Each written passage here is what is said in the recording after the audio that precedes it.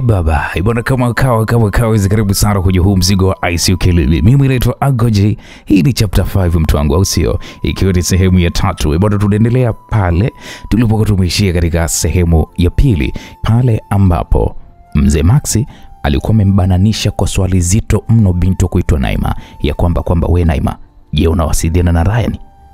Sasa hapo tukaa tunajiuliza nini kitakachoweza kuendelea. Bwana, karibu sana kwenye huu mzigo, ikiwa ni sehemu ya 3 tupate kujua Naima atachomoka vipi hapa kwa Mzee Maxi kutokana na hili swali alilokuwa ameulizwa. Karibu. Okay, sawa. Naima, ndio mkuu. Hujapata mawasiliano yoyote na Ryan au kuwasiliana naye hivi karibuni? Mzee wangu, hata mimi pia nilihitaji kuweza kukuuliza swali hilo hilo. Je, kwamba Ryan amekupigia na kukueleza ni wapi alipo? Swali la Naima likamfanya Mzee Maxi kwanza mtazame kwa sekunde kadhaa, na kisha litingisha kichwa kimaanisha kwamba hajawasiliana na Ryan, na kwa jinsi alivyokuwa na mtazama Naima ilikuwa inaashiria kabisa ya kwamba anachokizungumza ni ukweli. Mzee Maxi akasema, ila tuendelee kusikilizia, labda naweza akawasiliana na mmoja wetu. Mzee Maxi alizungumza huku macho yake akiwa anayepeleka kwenye TV kubwa iliyopo katika chumba hicho, akitazama jinsi gari zilivyokuwa zinakwenda kwa kasi barabarani.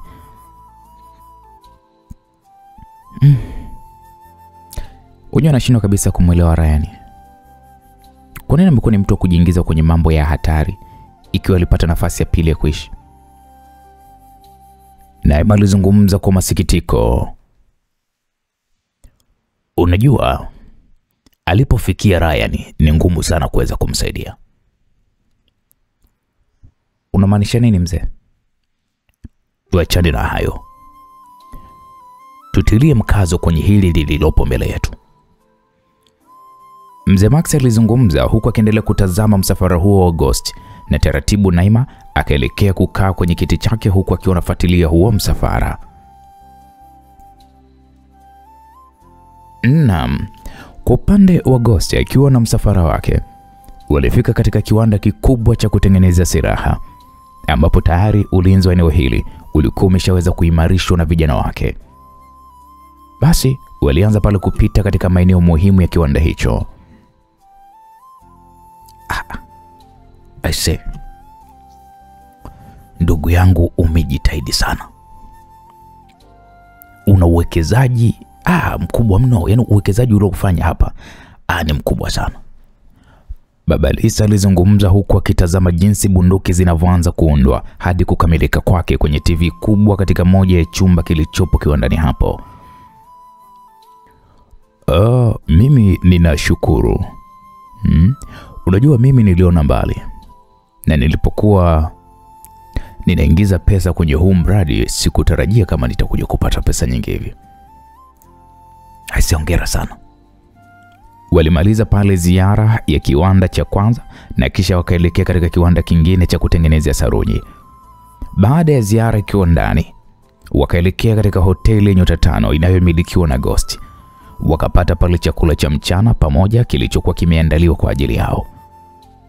Linda, wewe umesomea mambo gani? Mimi baba mkwe, nimesomea masuala ya uongozi. Safi sana. Je, nikikupatia hii hoteli ukawasimamia wafanyakazi, je, utaweza kweli kumudu? Kwa 100% nitamudu baba mkwe.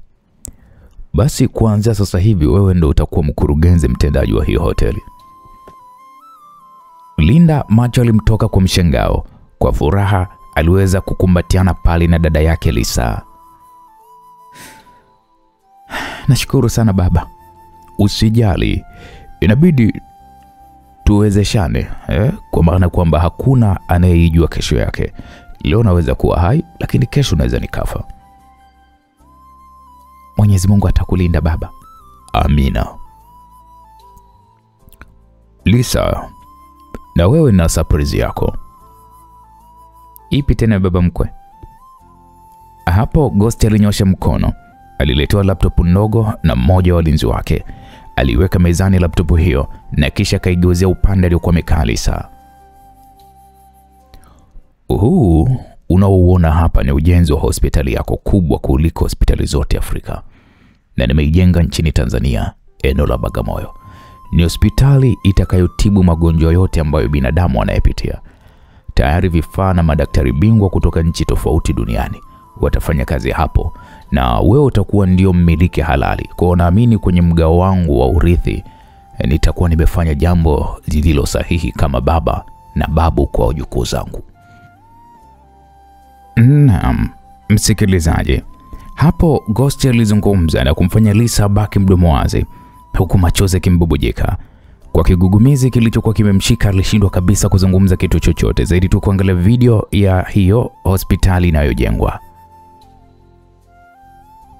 Jina la hospitali hiyo litakuwa ni juu yako, na nimetenga kiasi cha dola milioni 20 kuhakikisha ya kwamba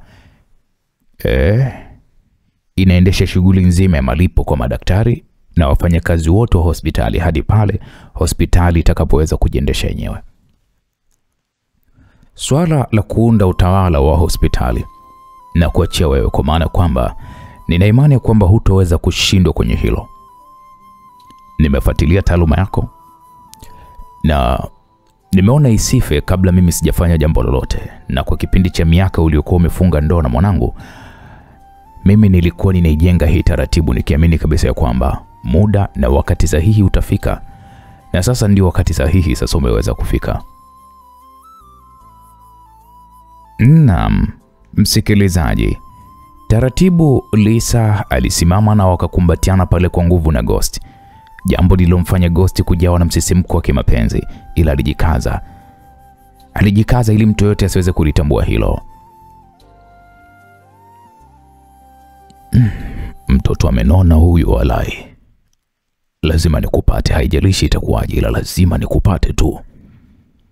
Ghost alizungumza hivyo na moyo wake, huku akimwachia Lisa na kuifanya familia nzima pale kupiga makofi, huku akijua hayo yote anayoyafanya Ghost ni kutokana na upendo kwa wakwe zake. Haukujua kwamba Ghost alikuwa anawaingiza tu kwenye mtego ili wapate kumwamini. Baba, hata sijui niseme nini. Huna cha kuzungumza. Ninachokihitaji ni utendaji kazi wako tu ulioweza kutukuka. Ghost akanyosha tena mkono na ikaletwa pale briefcase na kisha kaifungua. Hizi ni dokumenti zinazokuhalalisha wewe kama mmiliki wa hospitali hiyo. Naam, Ghost alizungumza huku akimkabidhi Lisa nyaraka za umiliki wa hospitali. Mungu wangu. Sijui hata nikupe nini baba. Huna cha kunipa mwanangu. Gharama zote za ujenzi wa hii hospitali pamoja na vifaa vyake ni dola milioni 800.1. Hivyo naamini ya kwamba hata utakapokuwa unafanya kazi zako, na imani ya kwamba utakuwa unapambana kuhakikisha kwamba gharama za ujenzi zinarejea ili hospitali iwe inajiendesha kwa faida. Naamini kwenye masuala ya biashara unatambua kati ya faida na hasara. Ndiyo baba, natambua. Nitakupatia washauri wazuri wa masuala ya kibiashara ili uweze kuendana na ushindani wa hospitali makubwa duniani. Inabidi watu watoke nchi mbalimbali duniani ili kuja kuweza kutibiwa Tanzania. Kwa sasa hivi kama mnavyoweza kuona, nchi zinazosifika kwa matibabu ya upasuaji wa madaktari ni India, Marekani, China na ni nchi nyingine pia za ukanda wa Asia. Inabidi Tanzania nayo pia iingie kwenye hiyo listi ya madaktari bingwa wa masuala ya upasuaji. Na inatakiwa hospitali yako wewe ndio iwe imepata hiyo sifa. Endapo nitafanikiwa mimi kuwa rais, nitakuunga mkono kwa asilimia kubwa kuzidi kupandisha hospitali yako hadhi. Nashukuru baba. Baba, kumbe una mpango wa kugombania urais? Bora baba mkwe, kwa maana wale wapuzi waliopo madarakani wale wanatunyanyasa sana. Linda alidakia mazungumzo hayo kwa furaha sana, na ndipo Ghost akasema, ndio, nina imani nitapata kura zenu. Baba mkwe, utapata sana baba. Yaani ikiwezekana nichomeke huko kwenye timu yako ya kampeni, nifanye machekete. Linda alizungumza na kuwafanya watu wote wacheke pale. Mjukuu wangu Cleopatra na mwenzake atakayezaliwa ndio watakaokuwa wamiliki wa kila kitu changu, kwa maana kwamba sasa mimi umri wangu umeshakwenda. Nikimaliza wakati wangu wa uongozi, Mwenyezi Mungu akiniwezesha, basi nitastaafu. Naamini Cleopatra atakuwa amekuwa mdada. Ni kweli. Babu, utakuwa rais, nimeota hivyo. Cleopatra alizungumza na kufanya watu wote wacheke pale. Na iwe hivyo mjukuu wangu.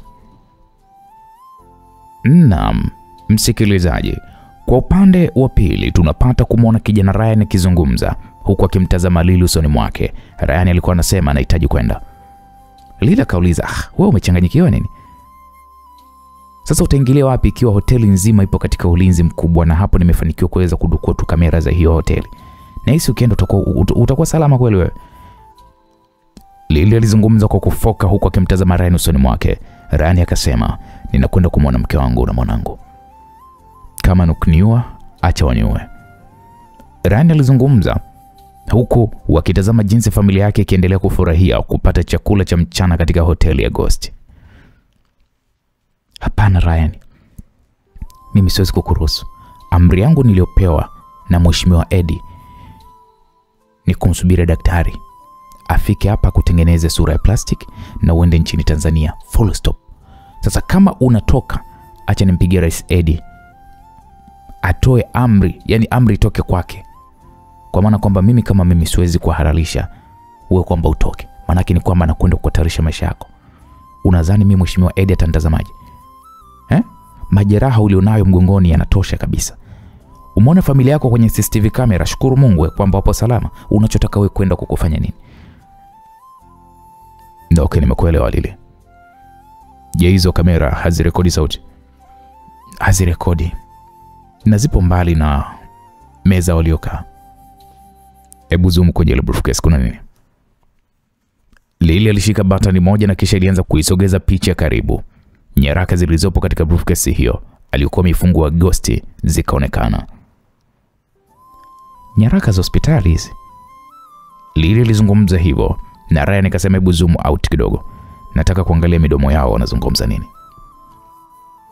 Ryan kutokana na utaalamu wake akaelewa kile walichokuwa nakizungumza. Wanasemaje? Mzee kampatia mke wangu hospitali ipo nchini Tanzania. Sasa nimeshapata pa kuanzia. Kivipi? Nitakwenda kuomba kazi katika hospitali hiyo. Hata kuwa tumfanya kazi wa kufagia, ili mradi nipate nafasi ya kumlinda mke wangu pamoja na mwanangu kwa karibu zaidi. Ni wazo zuri. Ile inakupasa kuwa makini. Sasa hivi sio wakati wa wewe kuweza kujilipua kufanya mambo ya ajabu ajabu. Itakuja kukukarimu sana. Na okay, sawa Lily, nimekuelewa. Unajua Ryan, katika maisha haya ambayo unaishi kwa sasa, unapaswa kuweza kuongozwa na akili kuliko kuongozwa na hisia. Kama ungeenda leo hii, ingekuwa ni hatari sana kwa usalama wako. Ila nina hisia mbaya sana na mpango anaoufanya babangu. Hisia gani? Hizi zawadi anazozitoa hizi babangu, naona kabisa zina harufu mbaya. Harufu gani? Sijui, ila nikiwepo nchini Tanzania nitatambua. Naam, kengele ya mlango wa Lily ikaita.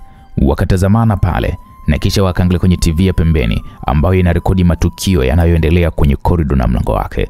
Walimwona mzee wa Kihindi akiwa amebeba begi kubwa. Okay, daktari ameshafika. Lily alizungumza huku akichukua bastola yake na kuishika mkononi. Alifungua pale ule mlango. Lily, zama siku. Salama daktari, karibu. Naona umetia nyama siku hizi. Kuizuri bwana. Lily akachungulia pale kwenye korido. Alipojiridhisha kwamba hakuna anayemfuatilia daktari huyo, na ndipo akafungua mlango. Daktari, mimi nipo vile vile tu, labda macho yako tu. No bana, mimi naona hata hips nenepeana sana bana. Karibu sana daktari. Shukuru, mimi shukuru. Ryan, nikutana na Dr. BRK, ni mtaalamu wa kutengeneza sura bandia. Okay, nashukuru sana daktari. Dr. Dark, huyo ndio Ryan. Shukuru, mimi Ryan nimeshazipata mimi sifa zako kutoka kwa Mheshimiwa Eddie. Nashukuru sana dokta. Nilipotumiwa picha zako, jua mimi nikatengeneza kwa haraka sample za sura kama 3 ambazo wewe unaweza chagua ambayo unaweza ukaipenda. Ila kama hutozipenda mimi nitatengeneza nyingine, kisha kazi ya kuiunda na kupachika usoni hapo haitochukua muda mrefu. Nikajua unanifanyia upasuaji kama wanavyofanya upasuaji watu wengine. Hapana, mimi sitaki haribu sura yako. Unajua kwanza saizi teknolojia imekuwa kubwa sana. Ili ya kubadilisha sura ya mtu kwa kumfanyia upasuaji ile ina madhara makubwa sana. Madhara gani? Moja, kwanza hutoweza kurudi katika sura yako ya kawaida. Hata pale utakapohitaji kurudi kwenye sura yako ya kawaida hutoweza. Lakini 2, kuna 80% ukapata saratani ya ngozi ambayo ukiipata maisan manake unakufa. Aise? Ya, unajua hii teknolojia sasa hivi ukishaivaa hii sura bandia hakuna atakayeweza kugundua, kwani utaweza kutoka jasho kama ngozi za kawaida na pale utakapoichoka utaivua tu. Utaota na mpaka ndevu kama kawaida. Safi kabisa. Wow. Ya, kiufupi ni utaalamu ambao mimi nitauunda na utakuwa ni wa kiutofauti na unavyoonekana hivi sasa. Nadhani litakuwa ni jambo zuri sana mzee wangu. Haya, sura ipi hapa wewe umeipenda kati ya hizi 2? Rani akakaa kimya kwa sekunde kadhaa huku akitazama sura hizo. Nadhani hii namba 2. Okay, sawa, hesabu ya kazi imekwisha. Utakuwa kama hii sura ulochagua. Dr. BRK alizungumza huku akifungua pale begi lake kubwa na kisha akatoa vifaa vyake vinavyounda sura hiyo na kazi ikaanza pale mara moja. Naam, msikilizaji, mlango wa ofisi ya Mwanamama Katha ulionekana kugongwa. Mwanamama Katha akamruhusu anayegonga aweze kuingia. Aliingia pale msaidizi wake. Karibu Johnny. Nashukuru madam. Niambie Johnny, mbona sura yako inaonekana kama ina furaha? Madam, kuna mtu ambaye nimempata. Amesema ana taarifa nyeti sana ambazo anahitaji kuweza kukupatia wewe mwenyewe. Ila anahitaji ulinzi pamoja na malipo ya hizo dola milioni 10 kwa kuuza taarifa ambayo itatusaidia na itakuwa ina uhakika wa kuwapata Judy pamoja na wenzake. Yuko wapi huyo mtu?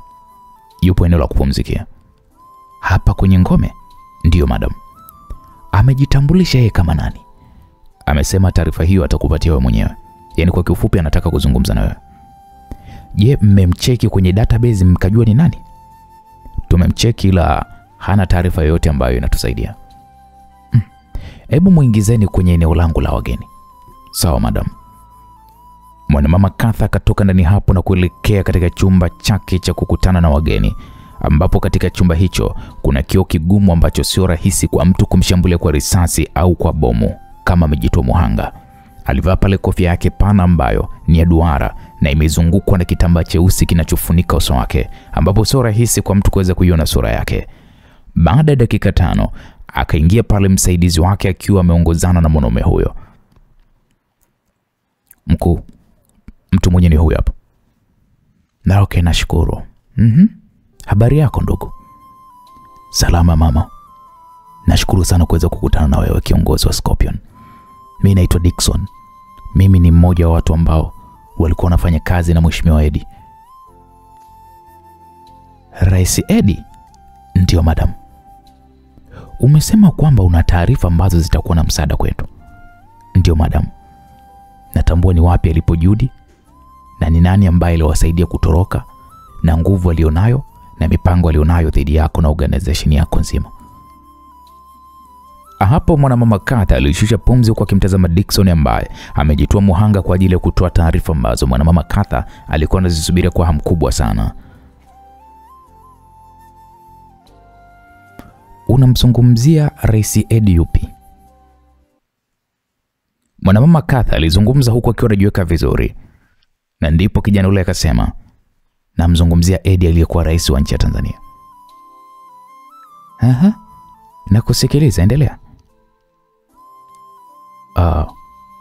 Madam, najua unaweza kushangaa hili, ninalokwenda kulizungumza, ila kiufupi Rais Eddie yupo hai na yeye ndiye aliyemwokoa Judy pamoja na mume wake nchini Russia.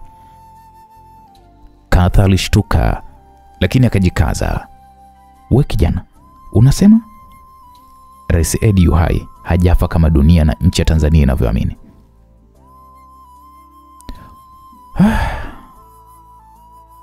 "Sasa mbona unahatarisha maisha yako kwa kuja kutoa taarifa za uongo? Taarifa ambazo unatambua kabisa kwa namna moja ama nyingine zitakuletea matatizo."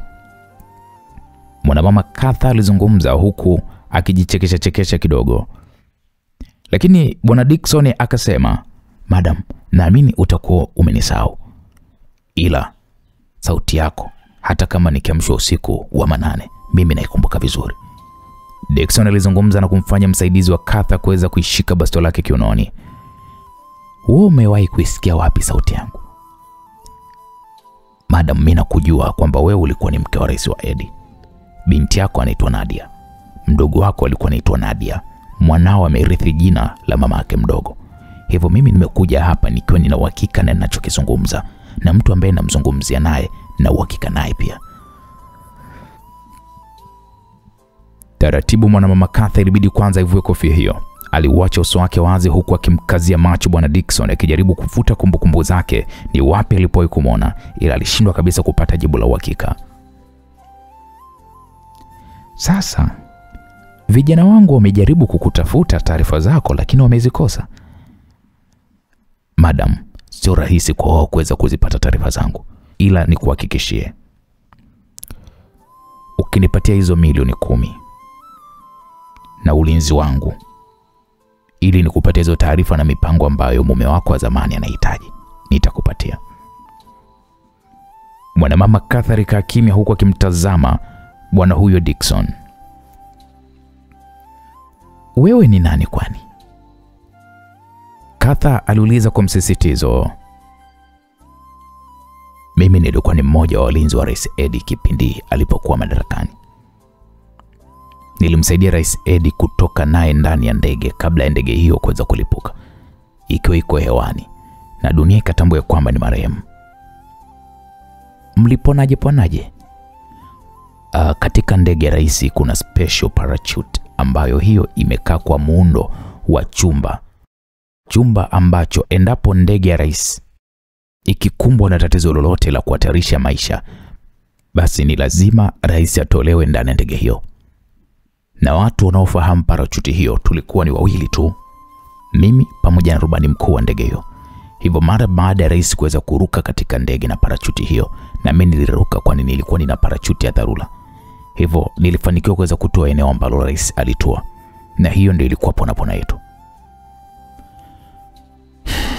"Sasa wewe mimi nitakuamini vipi? Watu wako wana simu yangu, unaweza kuitazama." Mwanamama Katha alimtazama pale msaidizi wake na akamkabidhi simu ya Dickson. "Kuna picha ambazo zipo ndani ya hiyo simu, zitakupa ushahidi kwamba mimi ni nani." Mwanamama Katha alianza kutazama pale picha ambazo zinamuonesha Bwana Dickson akiwa ni miongoni mwa walinzi wa mume wake. "Sasa hizi picha ni za zamani, hasa hapo mpya iko wapi?" "Naomba nikuonyeshe." Mwanamama Katha alimpatia msaidizi wake picha hizo na kisha akampa simu mzee huyo. Bwana Dickson akatoa pale memory card. "Picha za sasa hivi zipo kwenye hii memory card, ila nahitaji unihakikishie nililolihitaji."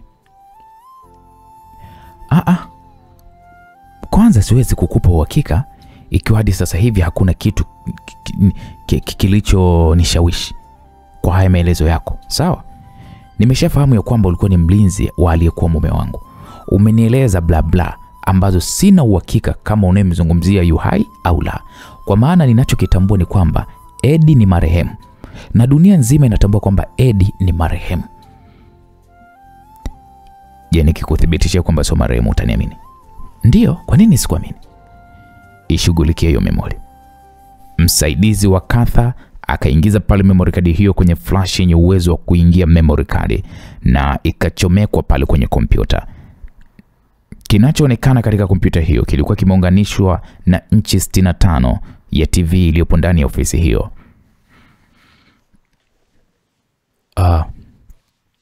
Hii memory card inahitaji password.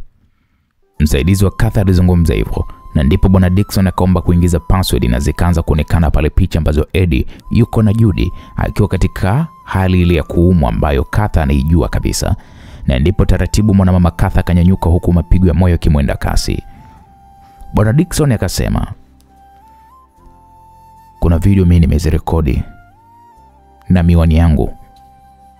Dickson alizungumza huku akisogeza video inayofuata. Mwanamama Katha alihisi moyo unakwenda kuchomoka, na hii ni mara baada ya kumwona Eddie akiwa anafuatilia matibabu ya Judy pamoja na Willy ambao hali zao kiafya ni mbaya.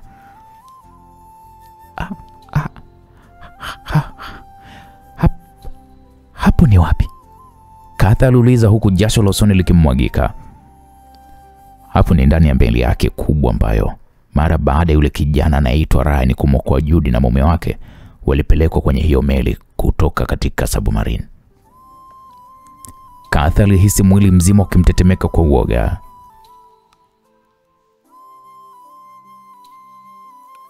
Naamini sasa umeniamini. Naomba maji ya kunywa kwanza. Msaidizi wa Katha alifungua pale friji na kutoa chupa, na kisha akamkabidhi bosi wake chupa ya maji. Mkuu, unajisikiaje? Msaidizi wake alizungumza kwa sauti ya chini kidogo, na ndipo mwanamama Katha akasema, hii si kweli. Mimi nilihakikisha Eddie amekufa na hapakuwa na aliyetoka ndani ile ndege. Mwanamama Katha alijikuta kiropoka pasipo kujali uwepo wa Bwana Dickson. Eddie ana mpango wa kumsaidia Judy kumsimamisha madarakani, na hivi ninavyozungumza madaktari wanafanya kila linalowezekana kuhakikisha kwamba Judy anarudi kwenye afya yake na kugombania kiti cha urais. Haiwezekani. Hawawezi kuchukua madaraka. Huo ndio ukweli madamu, na mpango wake unakwenda kimya kimya, na msipokuwa makini mnaweza mkapoteza mamlaka ya kuitawala Tanzania. Mwanamama Katha akaimaliza chupa hiyo ya maji, akashusha pumzi kubwa mara 3 mfululizo, na kisha kakaa sawa. Yaani, kwa nini umekuja kwangu kunipa hiyo siri? Bwana Dickson alikaa kimya huku akimtazama mwanamama Katha. Zungumza. Kwa sababu nimekuwa nikizunguka na Rais Eddie toka siku ambayo dunia ilijua kwamba amefariki. Nilimlinda kwenye kila kitu na alianzisha organization yake nikiwa naye. Rais Eddie aliniahidi kwamba nitakuja kuwa rais. Alinihakikishia kabisa kwamba atanisimamisha kuwa rais kwenye uchaguzi huu uliopo mbeleni. Ila alikuwa kinyume na ahadi yake mara baada ya kujua kwamba Judy yu hai, na sasa hivi sina thamani yote ile kwake. Ukitazama niliacha kila kitu nyuma nikiamua kuongozana naye mpaka mwisho wa siku anaamua kunitupa. Bwana Dickson alizungumza huku machozi yakimlengalenga. Hebu naomba sigara. Mkuu, kumbuka kwamba daktari wewe nimekwambia niletee sigara. Mwanamama Katha alizungumza kwa sauti ya ukali na kumfanya msaidizi wake kutii lile agizo. Alimletea pale mwanamama Katha paketi yenye sigara zake anazozipenda. Aliiwasha na kuanza kuvuta pale kwa kasi. Ina maana Eddie kipindi chote yupo hai. Mimi nazunguka tu hapa. Najua ni namna gani ambavyo tunaweza kumdhoofisha Eddie. Kwa njia zipi? Nilipe kisha nikwambie ni namna gani tunaweza kumdhoofisha Eddie, na usijaribu kabisa kumuingiza Judy kwenye kinyang'anyiro cha urais, kwa maana kwamba ninafahamu siri nyingi sana za Rais Eddie kuanzia akiwa rais hadi sasa. Wapi ana nguvu na wapi ni dhaifu, kwa maana kwamba mimi ndio nilokuwa mkono wake wa kushoto. Maneno ya Bwana Dickson yalimfanya mwanamama Katha kumuita kwanza msaidizi wake. Akamwagiza pale akalete kiasi cha pesa dola kama milioni 5 iwe kama ni malipo ya awali, na baada ya hapo atamkabidhi kitita kingine cha pesa baada ya kazi kuweza kukamilika. Naam, msikilizaji, kwa upande wa pili tunapata kumwona kijana wa Eddie anayeshughulikia masuala ya IT. Alizungumza kwa kusema, mkuu, samahani naweza nikaingia? Ingia kijana. Kijana huyo akaingia na kisha akawasalimia Eddie na Judy kwa heshima. Ndio kijana. Mkuu, signal ya Chief Dickson imepotea na hadi ninapozungumza na wewe hatujui ni wapi alipo. Unasemaje? Eddie aliuliza kwa mshangao. Ndio hivyo mheshimiwa, hatufahamu Chief Dickson ni wapi alipo hadi sasa hivi. Yaani imekuwaje hiyo? Kijana huyo akaweka pale laptop aliyokuwa ameishika mezani mwake. Mara ya mwisho signal kuonekana ilikuwa ni eneo hili ambalo ni la hatari na hatujajua ni wapi sasa alipo. Samani Eddie, Dickson ni nani? Judy aliuliza huku akimtazama Eddie usoni mwake. Ni msaidizi wangu wa karibu. Nahisi unamkumbuka baadhi ya walinzi wangu. Ndio. Basi nitakuonesha picha yake. Hebu tuma timu katika hilo eneo wakafanya uchunguzi haraka iwezekanavyo. Sawa mkuu. Kwa maana hata vijana wawili aliokuwa ameongozana nao hawapo pia. Okay, wasiliana na timu iliyokuwa karibu na eneo hilo wakafanya upelelezi haraka iwezekanavyo. Sawa? Sawa mkuu. Kijana huyo akatoka na kumfanya Eddie kwanza shushe pumzi.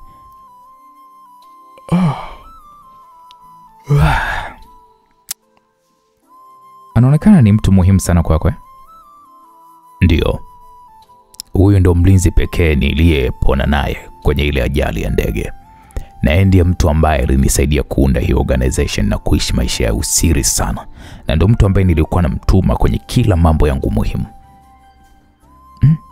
Sasa hapo baharini atakuwa amekufa? Sijui, ngoja tusubiri ripoti ya vijana. Unamwamini? Sana. Na ndio mtu ambaye nilipanga kumpa uraisi kwenye kipindi hiki. Ila baada ya kukuona wewe nikabadilisha mawazo, kwa maana kwamba wewe una udhaifu mkubwa sana wa serikali na nchi ya Tanzania. Mbona unaguna Judy? Unahisi kubadilisha nafasi kama hiyo kwake, hayo maamuzi ni sahihi? Ni sahihi, kwa maana nchi kama nchi inahitaji mtu ambaye atakwenda kupata kura nyingi. Kwenda kumsimamisha mtu ambaye hana ushawishi ndani ya nchi ni janga hilo, kwani tutakuwa tunapoteza tu muda. Eddie. Naam Judy. Wewe ni zaidi ya ndugu yangu kwenye haya maisha duniani. Sijui huko mbinguni kama tunaweza tukakutana tena na tukashare mazungumzo kama hivi. Ila kitu kimoja ambacho ulinifundisha ni kuinusa hatari.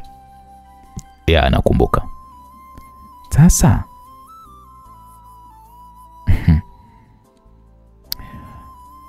unahisi haya maamuzi ya kunisimamisha mimi kwenda kugombania kiti cha urais yanaweza kukuletea hatari ndani ya organization yako? Huhisi hilo jambo? Kwa Dickson ninamwamini kama nilivyowaamini wewe, Godi pamoja na Willy. Niliwaaminia kwa maisha yangu yote. Nimekuwa na Dickson kwenye shida na raha. Hajawahi kunionyesha dalili yoyote ya kunisaliti. Na isitoshe ninajua kumsoma mtu. Hiyo sina wasiwasi naye. Eddie.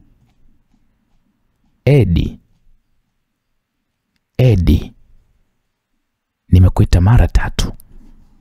Katha ulimwamini zaidi ya ulivyotuamini sisi. Je, unaona uharibifu alioweza kufanya juu yetu, ambao kwa namna moja ama nyingine ulikwenda kuharibu hadi taifa, na sasa amekuwa ni mtu mwenye nguvu duniani.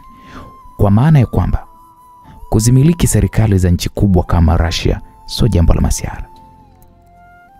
Sitaki kusema kwamba upunguze uaminifu kwake, ila kama mtu ulimuandaa kisaikolojia kwa kipindi kirefu kuja kuwa rais, ghafla tu nikaingia katikati ya mipango yake, basi tambua lazima hisia zitamuongoza vibaya.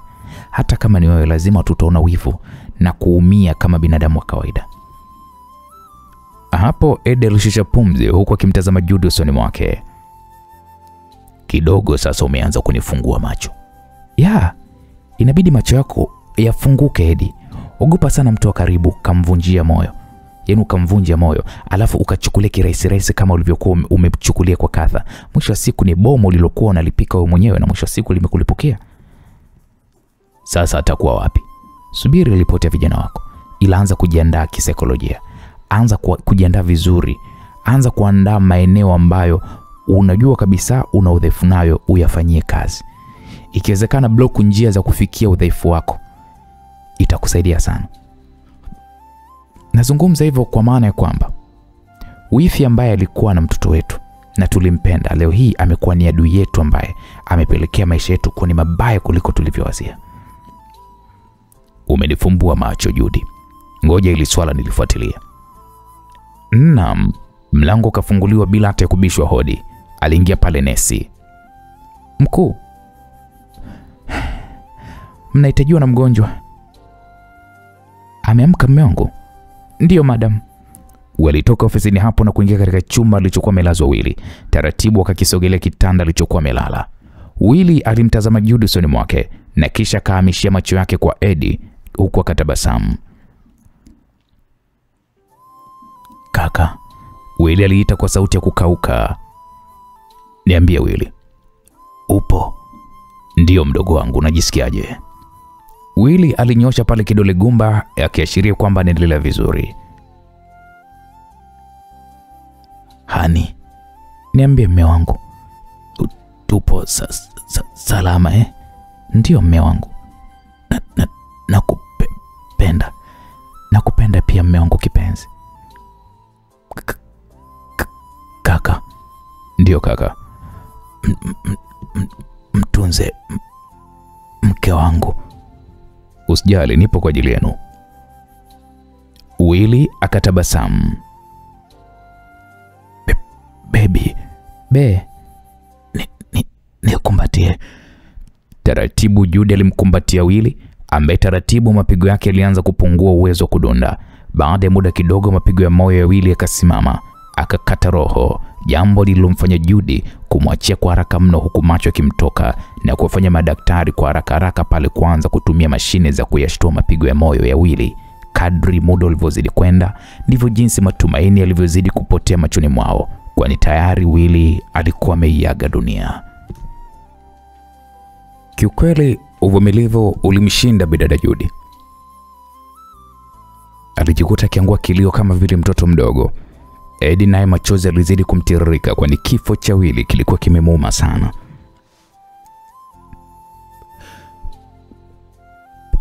Kwa nini Willy?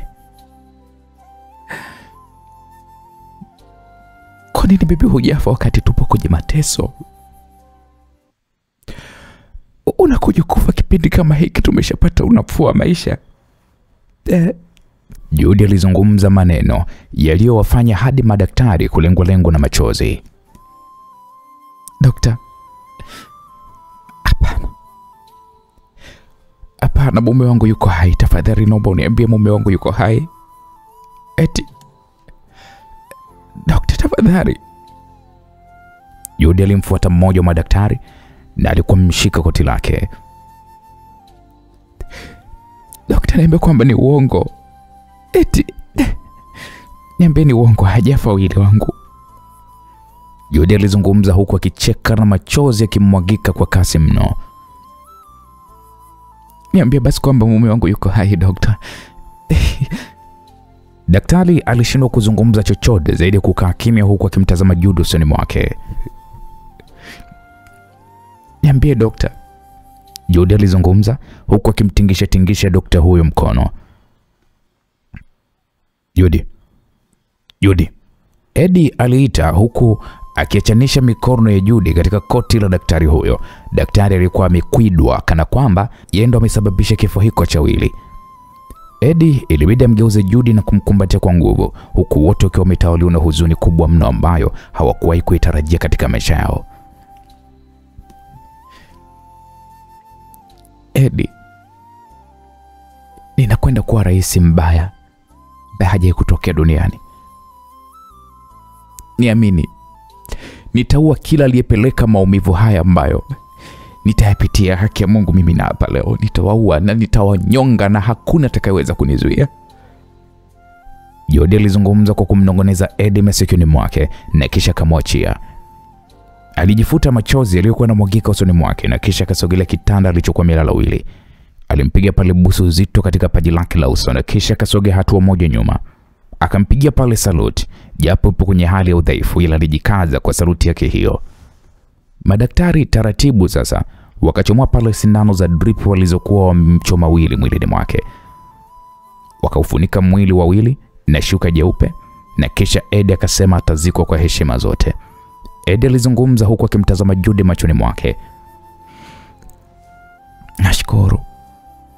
Taarifa za kifo cha Willy zilitangazwa kambi nzima. Bendera maalum ya kambi hiyo ilishushwa pale nusu mlingoti na mipango ya mazishi ilianza kupangwa. Naam, msikilizaji. Kwa upande wa pili, mabegi makubwa ya pesa yaliwekwa pale mezani. Na ndipo Bwana Dickson alisimama, akafunguliwa pale begi hizo zenye vibunda vya dola. Mwanamama Katha akamwambia ni dola milioni 5. Kila begi lina dola milioni 2.5. Ukinipatia taarifa za uhakika, ninakumalizia kwa kiasi cha pesa. Ila ukinipatia taarifa za uongo, naamini unajua kwamba msaliti ni lazima uawe. Hivyo ni lazima utakufa. Katha alizungumza huku akimtazama Bwana Dickson usoni mwake. Naomba mouse. Bwana Dickson alizungumza hivyo na akakabidhiwa pale kipanya pamoja na keyboard ya kompyuta. Akaminyaminya pale keyboard hizo. Ikaonekana pale picha ya kijana wa kiume. Taratibu mwanamama Katha akaikazia macho picha hiyo. Huyu anaitwa Ray. Eddie alimbadilisha jina lake.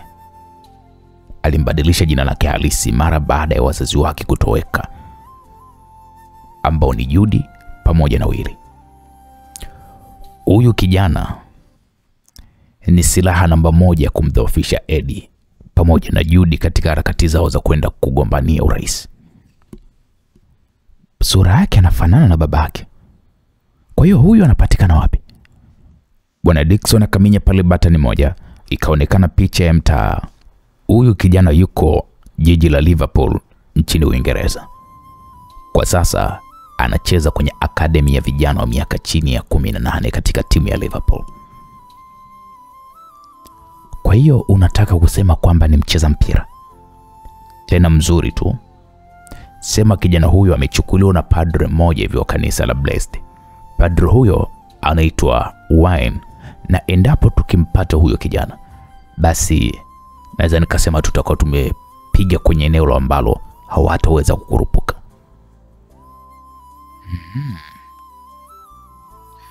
Hakikisha unatuma vijana kwenda kupeleleza hilo eneo haraka iwezekanavyo.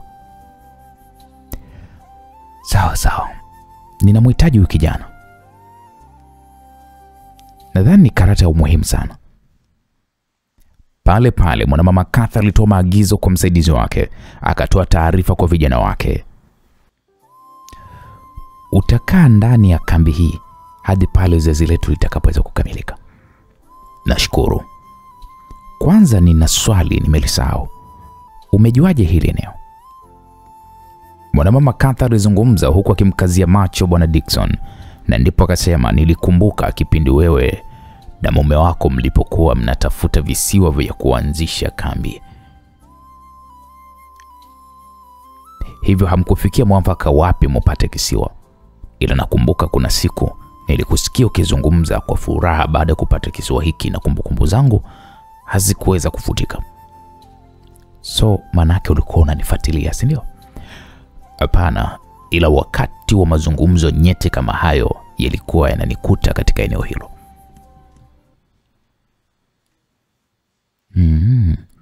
Kwa hiyo Eddie nataka kufahamu, je, analijua hili eneo?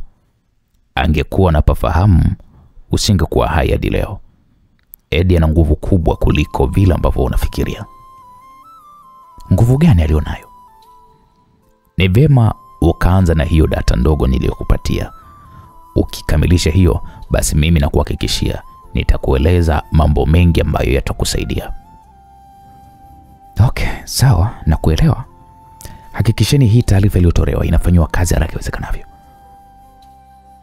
Hakuna shaka mkuu, tayari vijana wako nchini Uingereza, nimewatumia pia picha na kazi zimeanza mara moja.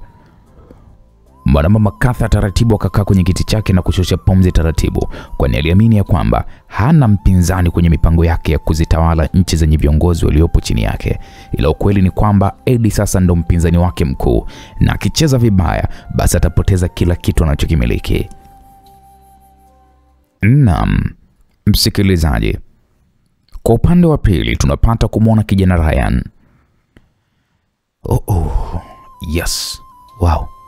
Ryan alizungumza huku akiwa amesimama mbele ya kioo kikubwa akiwa na sura mpya kabisa ya bandia. Wewe sema unajionaje handsome, si ndio? Muhindi yule ambaye ni daktari alimuuliza Ryan. Ryan akasema najiona nimekuwa mpya kabisa, yani kama hivyo watu wanaonifahamu wakiweza kuniona hivyo hawawezi kunijua kama ni mimi. Kwa hata mke wako ukikutana naye hakuna atakayeweza kukufahamu. Lily naye pia alijibu huku akimtazama Ryan usoni mwake. Simu ya Ryan pale pale alianza kuita. Alitoa mfukoni na kuitazama kwa muda na kisha kaipokea. Ndio mkuu. Upo na Ryan hapo? Lily alimtazama Ryan. Ndio mkuu. Nina habari mbaya ya kifo. Cha nani tena mkuu? Lily alizungumza huku mapigo ya moyo yakianza kumwenda kasi. Leo tumempoteza mpambanaji wetu. Willy amefariki dunia. Lily alihisi kama miguu ikianza kuishiwa nguvu. Mwili mzima ulianza kumtetemeka, jambo lilomfanya Ryan pamoja na daktari huyu wa Kihindi wamkazie macho Lily. Hapana mkuu, Lily alizungumza kwa kubabaika. Huo ndo ukweli na amefariki mbele ya macho yetu. Mpatie simu Ryan. Taratibu Lily ilibidi mpatie simu Ryan huku machozi yakimwagika usoni mwake. Yes, hello. Ryan, nisikilize kwa umakini. Ndio mheshimiwa. Willy amefariki dunia. What? Ndio. Hatuna namna kufanya zaidi ya kukubaliana na mipango ya Mungu. Safari ya kuelekea nchini Tanzania isitishe. Nahitaji sasa hivi uelekee nchini Uingereza. Ninakutumia contact za mtu ambaye ukifika uwanja wa ndege atakukabidhi bahasha kama ulivyokabidhiwa safari ya kwanza. Kuna details zote za kazi kwenye hiyo bahasha ambazo unatakiwa kwenda kuifanya. Sawa mkuu. Ryan, hakikisha unaifanya kwa ustadi wa hali ya juu na bila makosa. Kwa sasa tuhitaji makosa mengine yote yafanyike. Wala sura mpya ulionayo hatutaki uweze kuchafuliwa. Sawa mkuu. Je, na vipi kuhusu msiba, naweza nikahudhuria? Maelezo yote utakayokutana nayo kwenye hiyo bahasha. Hakikisha unaondoka sasa hivi hapa ulipo. Sawa mkuu. Simu ikakatwa. Akamtazama Lily aliyekuwa amekaa kwenye sofa huku akilia kwa uchungu na mpenzi wake akawa anamfariji. Dokta. Ndio. Nashukuru, ila kwa sasa inabidi kuweza kuondoka. Okay, sawa, kazi njema. Nashukuru. Hey, Lily. Taratibu Lily alisimama na kumkumbatia Ryan. Tutaonana msibani. Okay, sawa Lily. Ryan alimwaga pale kwa ishara mpenzi wa Lily na kisha alichukua pale koti alilokuwa amenunuliwa na Lily na kisha kaondoka eneo hilo. Alitoka nje eneo hilo, alikodisha taksi na moja kwa moja ikampeleka hadi uwanja wa ndege. Akashuka pale ndani ya gari. Ghafla mtu akampiga pale kikumbo. Kitendo cha kumtazama hakuweza kumuona ni nani, kwani kuna watu wengi wanaopita nje uwanja huo wakiwa na harakati zao, wengine wakikimbilia kuwa ndege zilizokuwa zinasafiri muda mchache ujao. Ryan akapiga hatua mbili, ila alijihisi utofauti. Akaingiza mkono wake wa kulia katika mfuko wa koti hilo alilokuwa amelivaa, akagusa kulikuwa kuna bahasha. Ndio nimeipenda hii. Ryan alizungumza kimoyomoyo huku akizama ndani ya majengo ya uwanja huo. Moja kwa moja akaelekea hadi katika vioo vya kiume. Akaingia katika choo kimoja kisha akaitoa bahasha hiyo. Akaona hati ya kusafiria yenye jina la Stuart Jackson huku kukiwa kuna picha ya sura yake mpya.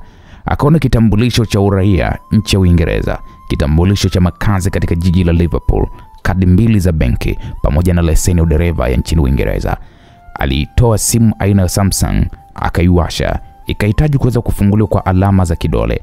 Akaweka kidole gumba cha mkono kulia, kweli simu ikafunguka. Aise. Watu ni hatari sana. Hadi fingerprint zangu wanazo. Lana alizungumza kwa sauti ndogo. Akatazama tena ndani ya bahasha, akaona pale tiketi ya shirika la ndege la British Airways. Oho.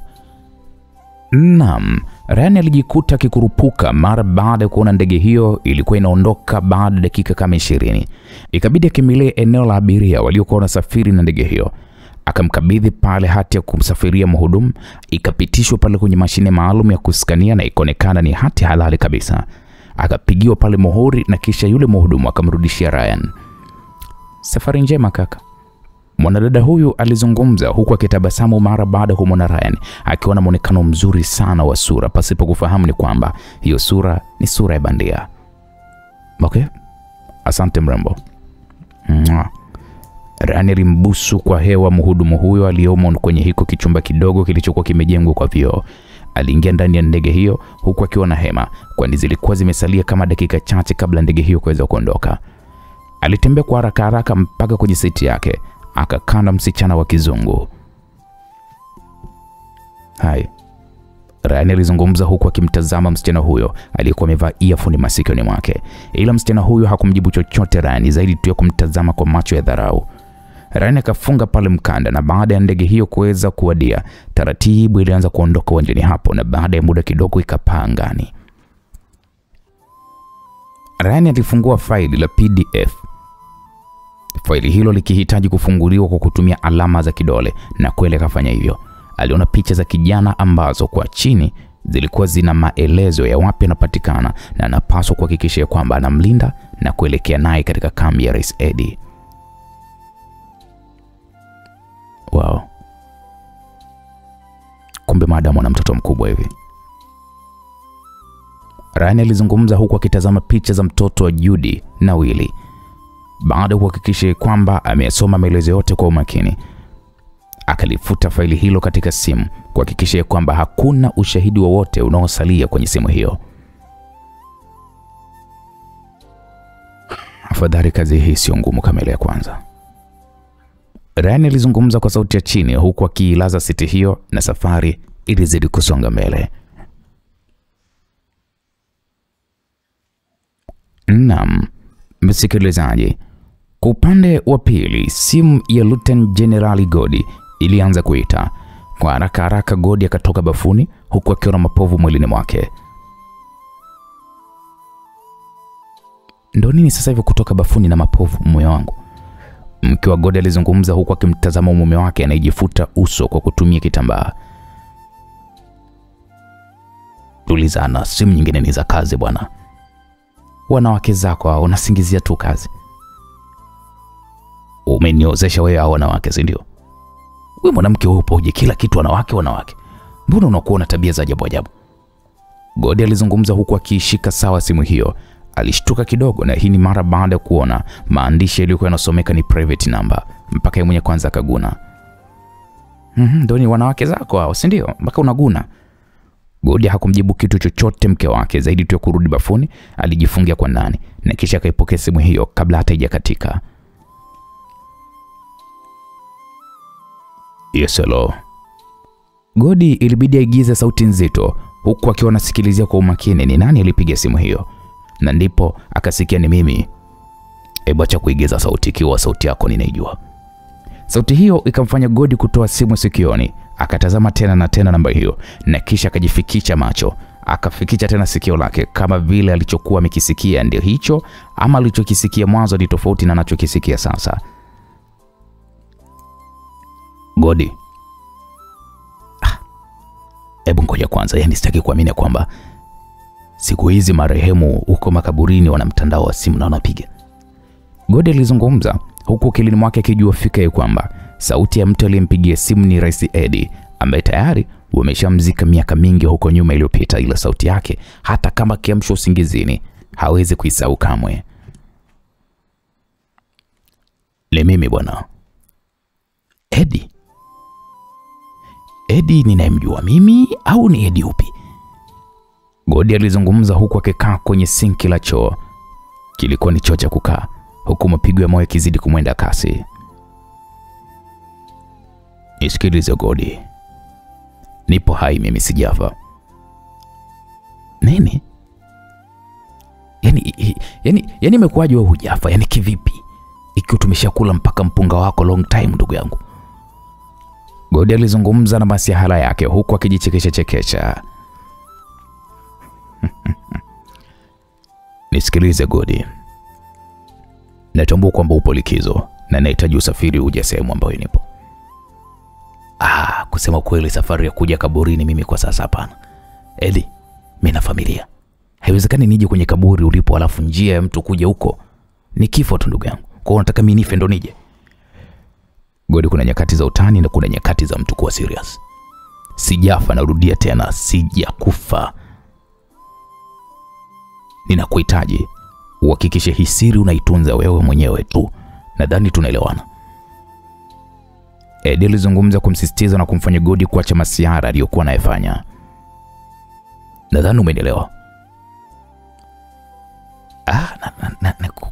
Kwa namna fulani nataka kukuamini ya kwamba anayezungumza ni Edi.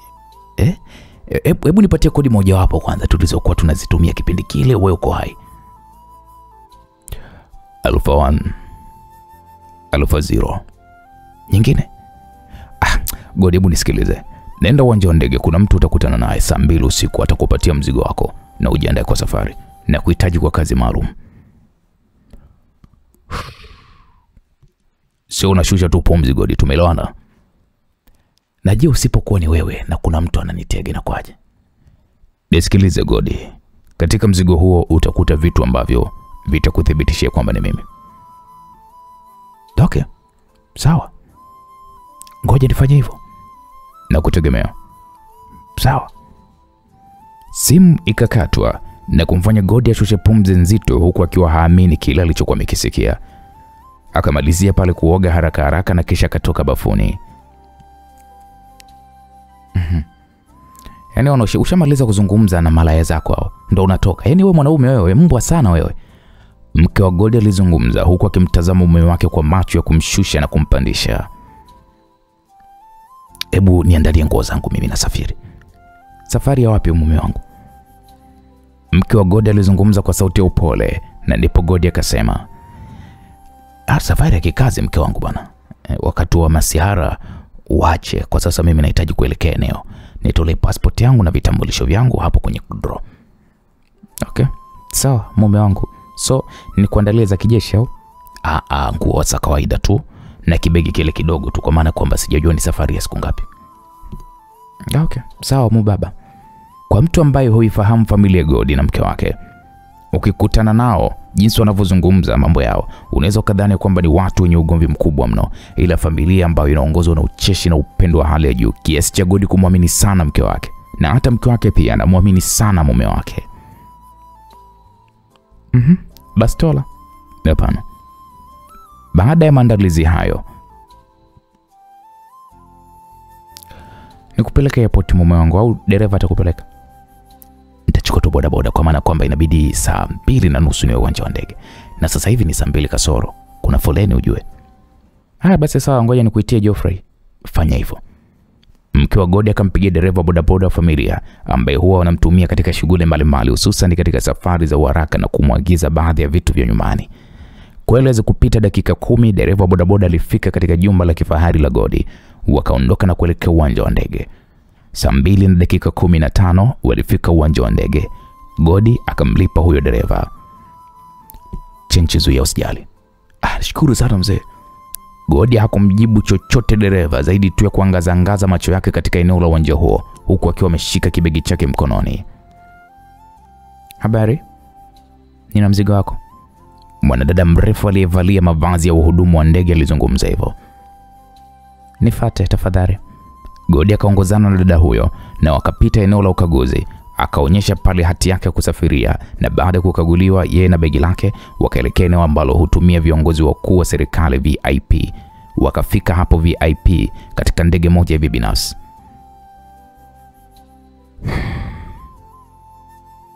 Tutatumia ndege hii hapa kuondokea nchini.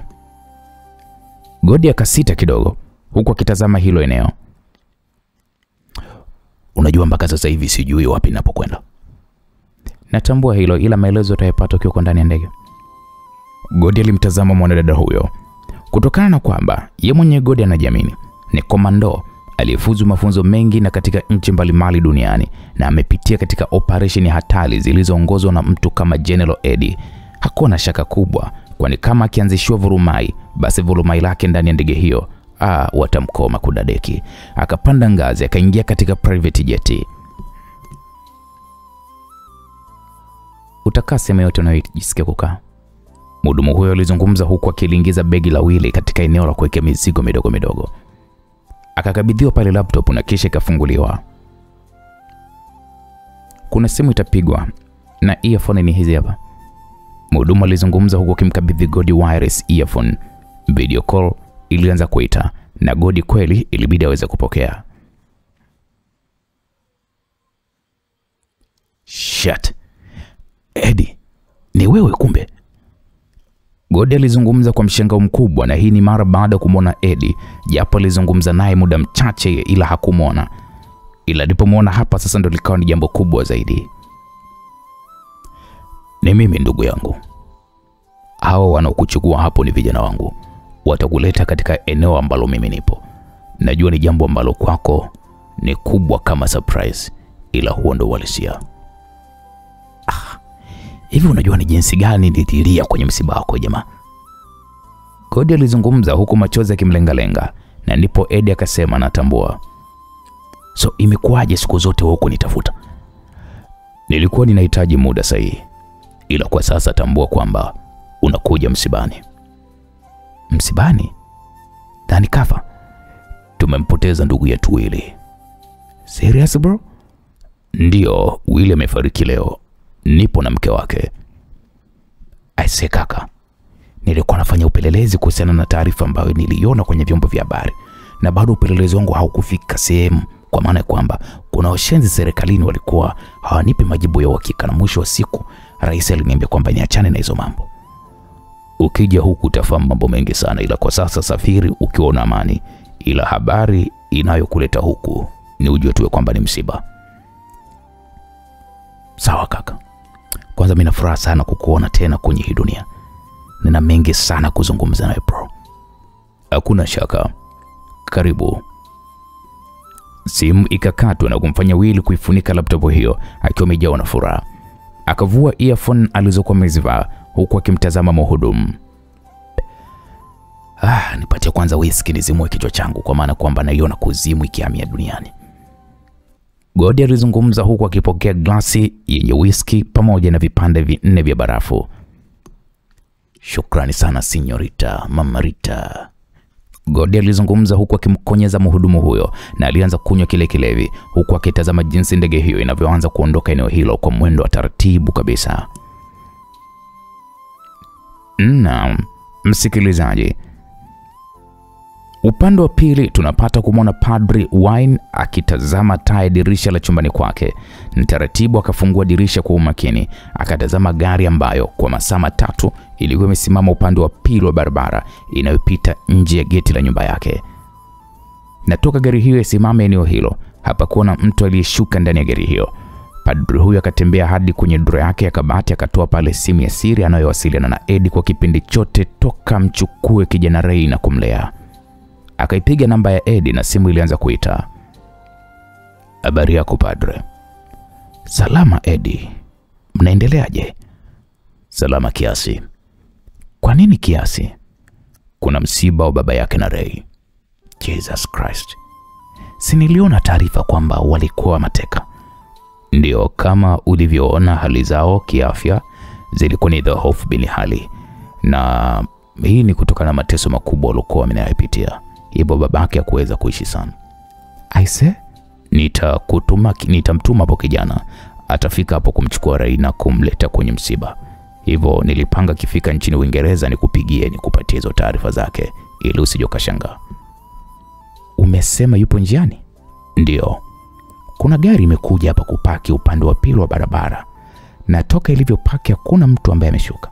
Moyo wangu unakosa amani kila ninapoitazama hiyo gari. Upo karibu na nyumbani? Ndio. Nitumie picha. Kwa haraka padre huyo alipiga picha gari hiyo kutokea nyumbani kwake ambapo chumba chake kipo juu ya ghorofa moja. Akamtumia Eddie. Okay, imefika, ngoja nilifanyie kazi. Mimi naiogopa bwana. Usijali, kuwa na amani. Ray yuko wapi? Yupo chumbani kwake anajisomea. Taarifa ya wazazi wake ameiona. Aliona, ila nikamwambia hizo habari za kimitandao, hivyo asizichukulie serious sana, aendelee na masomo na ajiweke bize na michezo, kwa sababu tumepokea request, timu inataka kumpa usajili wake wa kwanza na kumpandisha katika timu yao kubwa. Okay, sawa, hakikisha milango inafungwa na kuna naingia, na nitatuma vijana wangu wa eneo la karibu kuweza kulifuatilia hilo swala hadi pale kijana huyu atakapoweza kufika. Sawa Eddie.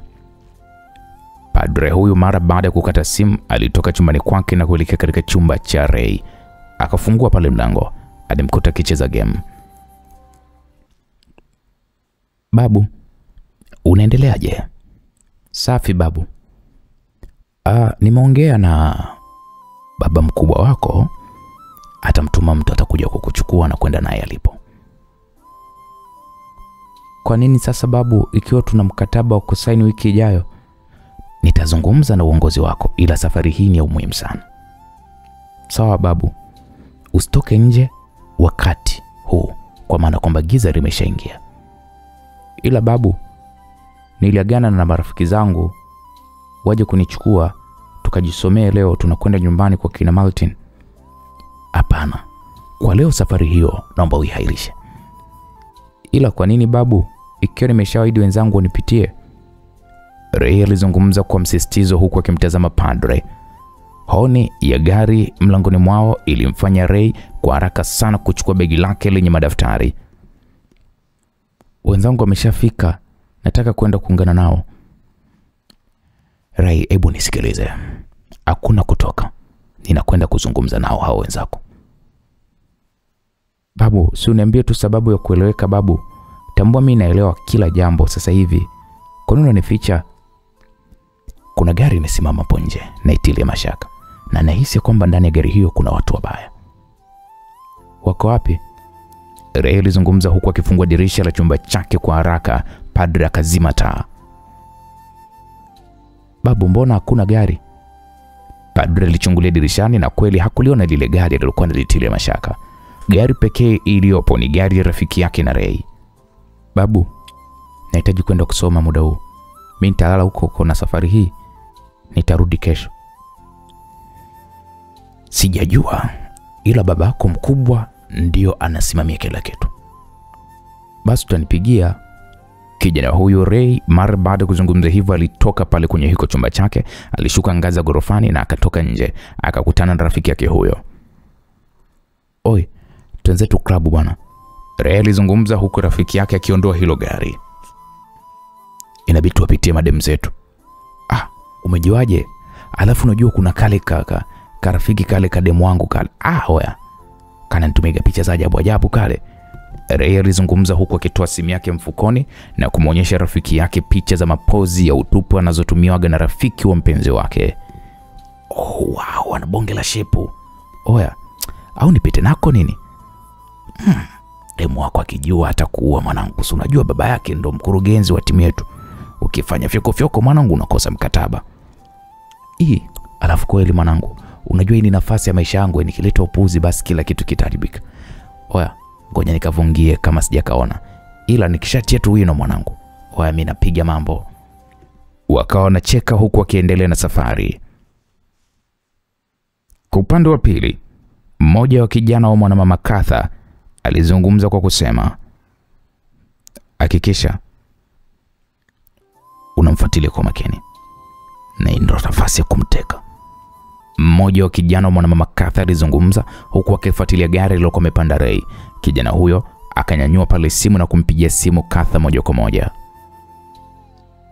Nakusikia mkuu, tumeshafanikiwa kumuona kijana ulikuwa umetuagiza na tuna picha zake. Tunakutumia na hapa ninavyozungumza nawe yuko ndani ya gari na tunamfuatilia kwa ajili ya kuweza kumteka. Kazi nzuri, hakikisheni kazi inafanyika kimya. Mnajua Uingereza jinsi ilivyozungukwa na kamera kwenye miji yake. Nahitaji muifanye hiyo kazi kwa umakini na ufasaha, na mniletea hapa akiwa yuko hai. Sawa mkuu. Kijana huyo akakata simu na kuwageukia wenzake wawili waliokuwa wamekaa seti ya nyuma. Sikilizeni, kila mtu afunge silencer bastola yake. Tuwe tayari kwa chochote, kwa maana kwamba ile ni ishara ya dirisha kufunguliwa sio njema. Poa mkuu. Kila mmoja alifanya kama alivyokuwa ameagizwa na mkuu wake, huku akihakikisha kwamba gari lilopanda Ray pamoja na mwenzake haipotei machoni mwao. Wanaendelea kuifuatilia kimya kimya. Waliendelea kulifuatilia gari hilo mpaka kwenye nyumba moja ya ghorofa inayoonekana ni nyumba ya kifahari. Walisimamisha gari hiyo mita kadhaa tu na kisha wakachunguza kinachofuata. Wakaona pale mabinti wawili wakiingia ndani ya gari hiyo na wakaondoka. Safari inazidi kuendelea. Mkuu wao alizungumza huku akiendelea kumfuatilia Ray pamoja na wenzake. Naam, msikilizaji. Upande wa pili, simu ya padre ilianza kuita kwa haraka mno, ilibidi aipokee. Ndio Eddie. Hiyo gari, jambo la kwanza ni kwamba namba zake za usajili hazijasajiliwa sehemu yoyote. Lakini pili, tumepata sura za waliokaa siti ya mbele. Wanavyoonekana ni wahalifu wanaofanya kazi kwa kulipwa. Oh, Mungu wangu. Unajua Ray ametoka nyumbani hapa kwa nguvu sana. Unasemaje? Ndio, nimejaribu kumtahadharisha lakini ameonekana kupinga kabisa. Ana simu? Ndio, amebeba simu yake. Shit. Eddie alikata simu ya padre na kisha akampigia huyo kijana Ray.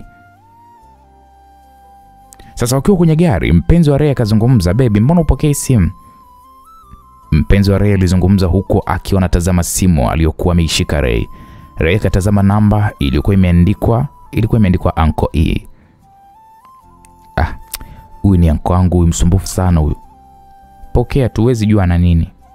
Achana naye bwana. Mimi najua babu ameshamueleza kwamba nimeshatoka nyumbani usiku. Mpokelee tu. Achana naye bwana. Nikipokea tu mjue safari ndio kuelekea klabu inakufa hapo. Ray alizungumza huku akitoa sauti kwenye simu yake na kuiweka mfukoni. Wakafika katika ukumbi wa Level Night Club. Ray, karibu sana. Mmoja wa mabouncer ambaye ni miongoni mwa washabiki wa timu ya Liverpool alizungumza huku akipeana tano na Ray. Safi bro. Hata tukafly, unajua tena ni weekend. Ile epuka na macho ya kamera. Usijali, tutaingia VIP. Kweli waliruhusiwa pale kuingia katika ukumbi huo uliokuwa umejaa watu wa kila aina. Moja kwa moja wakaelekea katika eneo wanalokaa watu wenye pesa nyingi mno, ambao watu hao hawapendi kuchangamana na watu wenye maisha ya kawaida au maisha ya chini wanaoingia ndani ya klabu au ukumbi huo. Nisikilizeni. Wameingia ndani ya ukumbi. Hivyo wale walinzi hawaturuhusu sisi kuingia ndani ya ukumbi na silaha. Mimi nawe tutashuka na bastola zetu tuziache kwenye gari. Tutawapatia signal endapo kutakuwa kuna tatizo, sawa? Sawa mkuu. Vijana hawa wa mwanamama Katha wakashuka ndani ya gari na kuelekea kwenye mstari wa watu waliokuwa wamejipanga kwa ajili ya kuingia ndani ya hiyo klabu. Naam, msikilizaji, kwa upande wa pili, kijana wa IT aliyepewa jukumu na Rais Eddie kufuatilia simu ya Ray ni wapi anapoelekea. Kijana huyo wa IT alisema, "Mkuu, wameingia ndani ya ukumbi." Kijana huyo alizungumza hivyo huku akihamishia anachokiona kwenye TV kubwa iliyopo chumba maalum cha Rais Eddie ambacho hukitumia kuendesha operesheni zake binafsi. "Umehaki kamera za ukumbi?" "Ndio mkuu, na ile gari tulotumiwa ile pale imesimama." "Shit. Hakuna kijana aliyopo eneo hilo la karibu pale?" "Hakuna mkuu."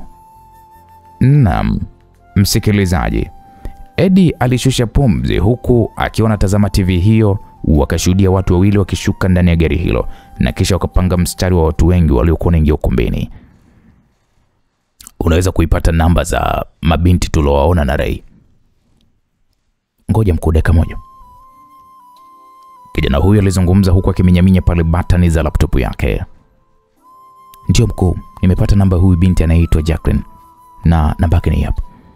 Kijana huyo alizungumza huku akishika namba hiyo. "Mpigie." Akapiga namba hiyo na ilianza kuita na akamkabidhi simu Eddie. Ikaita mpaka ikakata. "Piga tena." Ilianza kuita na ndipo ikapokelewa. "Habari yako binti?" "Nani wewe?" "Mimi ni uncle wa Ray. Je, uko naye hapo?" Nani huyo?" Ray alizungumza huku akimtazama mpenzi wake. "Najua upo naye kwenye ukumbi wa disco. Hebu mkabidhi simu kwa maana kwamba kuna hatari kubwa ipo mbele yake." Rais Eddie alizungumza kwa msisitizo. Kwa haraka Jacqueline alimkabidhi simu Ray. Halo? Ray, hivi wewe una akili wewe? Unajua ninakupigia na ninataka kukuambia nini mpaka unakuwa upokee simu? Unakata simu pumbavu kabisa.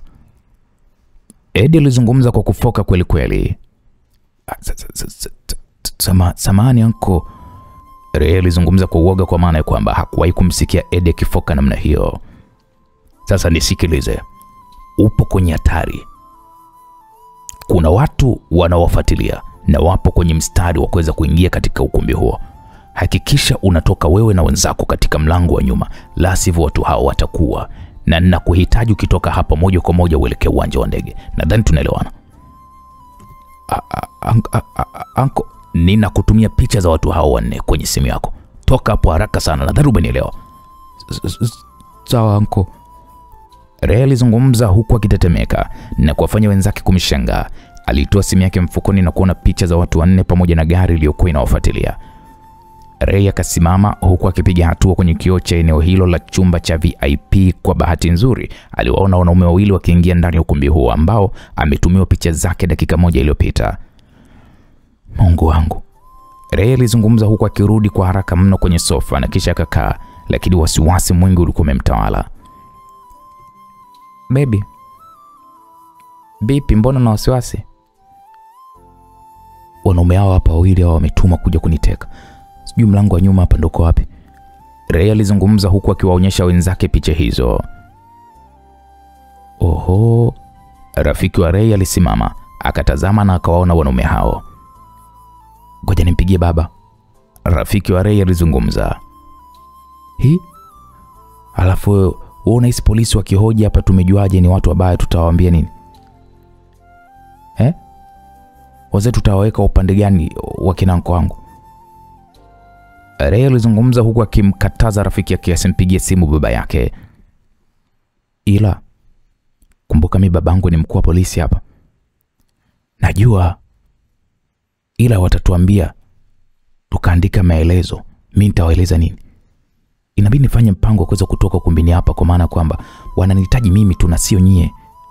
Ray alizungumza huku akichungulia kwenye kioo na kumwona mmoja wao akiwa amekaa eneo la vinywaji, huku mwingine akiwa anaangaza akionekana akimtafuta Ray. Sasa utatokaje? Nyie tulieni hapa, mimi sihitaji kuwaingiza nyinyi kwenye matatizo ambayo sio ya kwenu. Ray alizungumza na kisha akatoka katika eneo la VIP. Akamfuata mmoja wa walinzi na akampatia pale noti ya $100. Oya, mimi kuna watu wananidai. Wamekuja hapa kuweza kunitafuta na unajua kabisa kwamba mimi ni star. Je, unaweza kunisaidia kutoka ukumbini hapa kisiri pasipo wao kuweza kuona na kunipeleka mtaa wa pili? Bounce huyo akatazama pesa hiyo na kisha akatabasamu akamwambia wadogo nifuate. Kweli wakaongozana wakatoka mlango wa upande wa nyuma katika huo ukumbi. Akamsindikiza mpaka katika kituo cha basi na kwa bahati nzuri wakakuta basi pale na Ray akaingia ndani ya basi hilo na likaondoka eneo hilo. Asante Mungu. Ray alizungumza huku akitazama nyuma kama kuna gari linamfuatilia, ila hakuona chochote. Basi hilo likafika katika kituo kingine. Ray alishuka, akaita taxi na kuingia ndani ya taxi. Dereva akamuuliza tunaelekea wapi kijana? Alikuwa ni mzee hivi ndiye alikuwa anaendesha hiyo taxi. Alimuuliza Ray aliyokuwa amekaa siti ya nyuma. Ray akamwambia naelekea airport na ndipo mzee huyo akasema sawa. Ray alitoa simu yake mfukoni na kuikuta ilikuwa inaita japo hakusikia mlio kutokana na kuwa ametoa sauti. Halo anko. Ukifika uwanja wa ndege utakutana na padre na kuna kijana mtakutana naye hapo na mtaelekea katika usafiri. Sawa anko.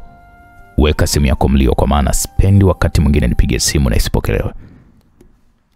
Simu ikakatwa na Ray akaongeza pale mlio wa simu yake. Alifika uwanja wa ndege akamlipa dereva taksi huyo kiasi cha pesa kilichoonyesha kwenye kioo kidogo kinachohesabia umali ambao unatembea. Kijana utakuwa na chenchi kweli? Mzee baki nayo tu. Ray alizungumza huko akishuka ndani ya gari. Akamwona padre pale akiwa amesimama nje ya uwanja huo. Nilikuambia mimi usitoke. Umeniamini sasa babu? Imeisha hiyo babu. Mzee wangu, tuongozane. Alizungumza mmoja wa hudumu wa uwanja huo na wakaelekea eneo zinaposimama ndege binafsi. Wakaingia kwenye ndege binafsi. Inabidi tusubirie kwa dakika 30 kwa maana kwamba kuna mtu tunamsubiria. Okay, sawa. Babu, hivi wale ni kina nani? Itakuwa ni vyema ukimuuliza baba yako mkubwa. Ray alimtazama Padre Darwin. Babu, nisamehe kwa kutokukusikiliza muda ule. Nimeshakusamehe. Ila unapaswa kuweza kunisikiliza pale ninapokukanya. Sawa babu. Ndege iliyopanda Ryan ilitua katika uwanja wa John Lennon. Safari yako inaendelea. Ukishuka hapo chini kuna mtu atakuelekeza ni wapi umfuate. Mhudumu wa ndege aliyopanda Ryan alimnongoneza Ryan na Ryan alitingisha kichwa kimaanisha kwamba amemwelewa. Ryan alishuka katika ndege, alikutana na kijana aliyekuwa amemuomba amfuate na wakaelekea kwenye ndege aliyokuwa amepanda Ray pamoja na babu yake. Poleni kwa kunisubiria na heshima yako mzee. Ryan alizungumza huku akitabasamu. Nashukuru kijana, karibu. Hapakuwa na muda wa kupoteza na ndege hiyo ikaanza safari ya kuondoka eneo hilo. Naam, msikilizaji, upande wa pili, yule kiongozi ambaye ni kutoka kundi la Mwanamama Katha alionekana kutoa matusi kweli kweli. Shit. Kiongozi huyo wa vijana wa Mwanamama Katha alijikuta kitukana. Hii ni mara baada ya kutafuta ukumbi mzima hawakuweza kumpata Ray. Tunafanyaje mkuu? Kwa maana tumemtafuta kila sehemu. Au tuwakamate wale wenzake wataje ni wapi alipo. Hivi una akili wewe? Wale sisi hawatuhusu. Na tukiwakamata hatutoendelea kuishi hapo Uingereza. Na yule kijana mimi namjua. Babake ni mkuu wa polisi wa hili jiji la Liverpool. Tuondokeni. Sasa mkuu, tutamwambiaje? Hilo swala ni chini mimi. Wakarudi ndani ya gari na kisha akampigia simu Mwanamama Katha. Ndio nakusikiliza. Madam, tumejaribu kumtafuta yule kijana ila tumejikuta kitupotea katika mazingira kutatanisha. Kivipi? Katha alizungumza kwa ukali kidogo. Yule kijana aliingia kwenye ukumbi wa disco ila mwisho wa siku hatujafanikiwa kumpata. Mwanamama Katha kakata simu kwa kiachia msonyo mfululizo. Bosi vipi? Kijana ite amewapotea. Una nini kingine cha kutupatia? Mwanamama Katha alizungumza kwa kimtazama Bwana Dickson. Bwana Dickson alishusha pumzi taratibu kwa kimtazama Mwanamama Katha usoni mwake. Usinitumbulie macho. Niambie nini kingine tunaweza kukitumia kumdhibiti Eddie na panya wake wasikisogele kabisa kiti cha urais. Kitu kingine ambacho utakitumia kumdhibiti Eddie ni kwenda kumwaga damu. Unamaanisha nini? Bwana Dickson alimtazama Mwanamama Katha kwa sekunde kadhaa na kisha alivuta keyboard ya kompyuta akaminyaminya pale ikaonekana milima mikubwa na yenye miti mingi. Sasa ndo nini hapo unachonionyesha? Hiyo ndio kambi ya Eddie. Inaonekana kupitia kwa juu. Hiyo ndio ramani pekee ambayo inayoonesha eneo zima lina ulinzi mkubwa na sio rahisi kwa mtu kuweza kulisogelea eneo hilo. Ni kambi kubwa yenye wanajeshi zaidi ya 250 na ina viwanja vikubwa vya ndege na ina majumba makubwa. Hakuna satellite yote inaweza kupiga picha eneo hilo. Kiufupi teknolojia yake iko juu. So kama unataka kumpata Eddie pamoja na Judy, utawapata hapo na mchezo utakuwa umekwisha. Mwanamama Katha na kijana wake wakatumbua macho kwenye hiyo picha. Hebu tuambie hii iko wapi? Msaidizi wa Katha aliuliza na ndipo Bwana Dickson akasema ipo kwenye bara la Asia katika nchi ya Syria. Ndio maana Syria wamekuwa jeuri sana, kumbe Eddie anawasaidia kuwalinda Katha alizungumza huku akiwa anatazama picha hiyo. Hebu andaa jeshi. Safari hii tunakwenda kuwateketeza wakiwa wapo ndani ya kambi yao. Na nitahakikisha kwa sasa hivi Eddie anakufa na anapotea kwenye hii dunia. Sitaki mchezo mimi. Mwanamama Katha alizungumza kwa kujiamini huku akimtazama msaidizi wake usoni. Alitingisha kichwa kimaanisha kwamba wamemuelewa mkuu wao na wanakwenda kutekeleza hiko alichokuwa amekisema. Ila niwape angalizo. Bwana Dickson alizungumza huku akimtazama Mwanamama Katha usoni mwake. endapo mtamvamia Eddie, tambueni kwamba dunia nzima ikiwemo hapa, dunia itageuka kwenda kuwa kuzimu. So unanitishia kwamba atatushambulia, si ndio? Sio tu kutushambulia, ila nini atakachokifanya? Yule ana silaha ambayo akiitumia inakwenda kuizika dunia nzima. Mwanamama Carter kwanza kakaa na kisha kakunja nne. Kwa hiyo wewe unamaanisha kwamba anamiliki masilaha ya nyuklia, si ndio? Sio nyuklia, zile ni zaidi ya nyuklia. Mwanamama Carter kwanza alishusha pumzi na kisha kamtazama Dickson.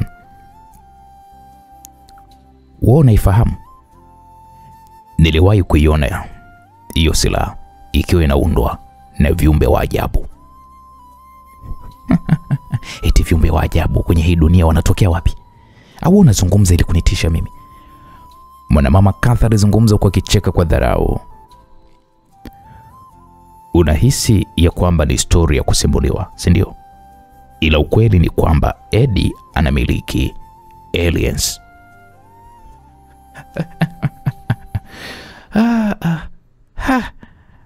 Mwanamama Carter alicheka kwa dharau na kumfanya msaidizi wake pia kucheka sana. Usitake kuniletea story za ajabu ajabu wewe. Umechukua pesa yangu, toa taarifa ya kueleweka. Unataka kusema hao aliens wako kwenye hii dunia? Ndio wapo. Na ndio wanaomtengenezea silaha hiyo. Na pia ndio waliomtengenezea program ambayo Eddie anaweza kupata taarifa ya kila binadamu duniani. Na aliahidi ya kwamba endapo itaisha, basi mtu wa kwanza kumtafuta ni wewe. Nisikilize wewe bwana. Umekuja kwenye himaya yangu sio kwa kuniletea habari za vitisho na ukaisia kwamba labda mimi nitaogopa. Eddie ninamjua nje ndani. Natoka akiwa yuko dereva taxi. Hivyo ujue kabisa, usije ukajiona labda wewe ndio unamjua sana huyo Eddie. Nadhani tunaelewana. Mimi sitishiki, na kama amekutuma uje unitishe, mwambie sitishiki.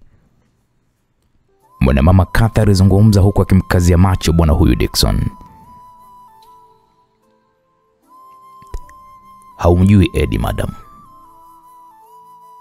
Kama ameweza kufeki maisha na ukajua amekufa miaka yote hiyo, je, utataka kusema unamjua?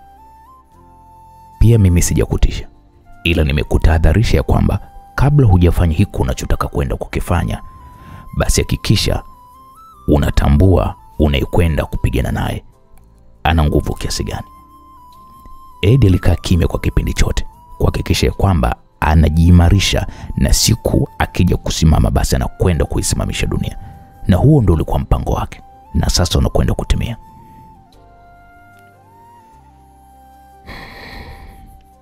Mkuu, tusilipuuze hilo, kwa maana kwamba nilishawahi kusikia kwamba Marekani nao pia wanamiliki hao viumbe kwenye eneo lenye ulinzi mkali sana kuliko ulinzi wa ikulu yao, eneo la Area 51. Msaidizi wa Carter alizungumza pia. Hebu muonesheni eneo la kupumzika. Nahitaji kufikiria kwa sasa. Sawa mkuu. Bwana Dickson alitolewa ndani hapo, na kisha baada ya muda msaidizi wa Carter akarudi ndani ya ofisi hiyo. Mkuu, unalionaje hili swala? Kiukweli inabidi tufanye upelelezi. Tusiende kichwa kichwa, kwa maana kwamba alichokisema ni kweli. Eddie niliyekuwa ninamjua ni yule ambaye alikuwa mume wangu kabla sijamua. Ila huyu Eddie wa sasa ambaye kwa miaka kadhaa amekuwa kimya, ninakuja kuona picha zake leo, sio jambo la kubeza. Inatubidi tuwe makini zaidi ya umakini tuliowahi kuwa nao. Ni kweli madam. Na unaonaje tukaomba msaada wa Marekani ambao ni watu wetu, watudadavulie kidogo kuhusiana na hao viumbe, kwa maana ya kwamba ukimwangalia Marekani ana silaha bora kuliko nchi zote duniani, na pia kila programu ya kuumiza kichwa inatoka kwao. Nimekuelewa. Hebu niandalie ziara ya kwenda Marekani. nataka kuonana na rais wao, ila iwe ziara kimya kimya na isitangazwe kwenye chombo chochote. Msisitize hilo." "Sawa madam." Mwanamama Katha akanyanyuka pale na kutoka ofisini hapo, akaelekea katika chumba chake, huku mawazo mengi yalikuwa yamemtawala akilini mwake. Msikilizaji, kwa upande wa pili tunapata kumuona Lisa. Alikuwa anazungumza kwa furaha sana. Naima,